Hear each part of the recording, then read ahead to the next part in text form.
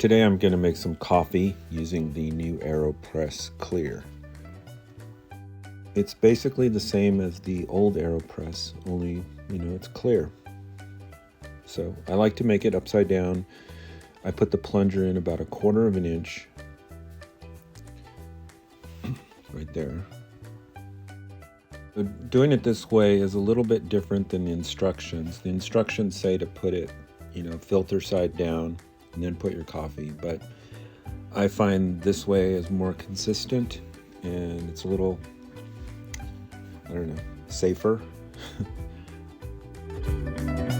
The next step is to put the filter in the little, the bottom plastic thing. I like to wet it. You'll see here in a minute. I like to wet the filter so it fits flat. And it's very critical, especially if you have an old Aeropress, an old plunger and everything, that you get that paper spread out pretty flat and that it's centered and everything like that. It makes less leaks that way. But on a newer press, you can be a little more careless, I guess. All right, the next step is to put about a scoop in the directly into the upside down Aeropress. I don't know, this estimate, I make it different every time depending on how I feel, and just pour the water into it. This is hot water. I believe it's 180 degrees. 60? I don't know. Anyway, pour it in there. Oh, it looks so beautiful with the clear. I like that. I like seeing it on the side.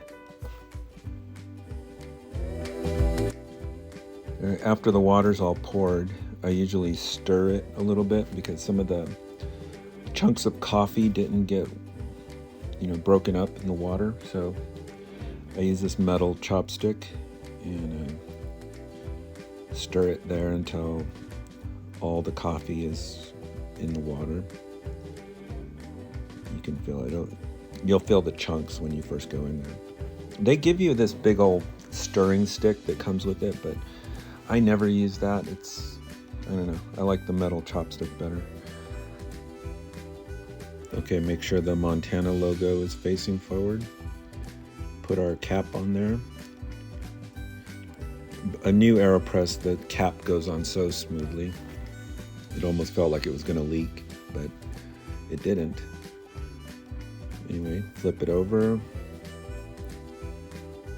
It drips a little bit. Older ones tend to drip a little bit more for some reason. But anyway, this one was fine.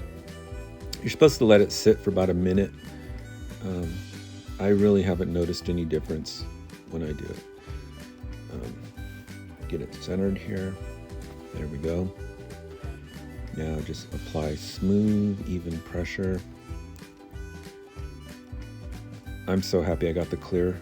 I like watching it on the side. It looks so nice.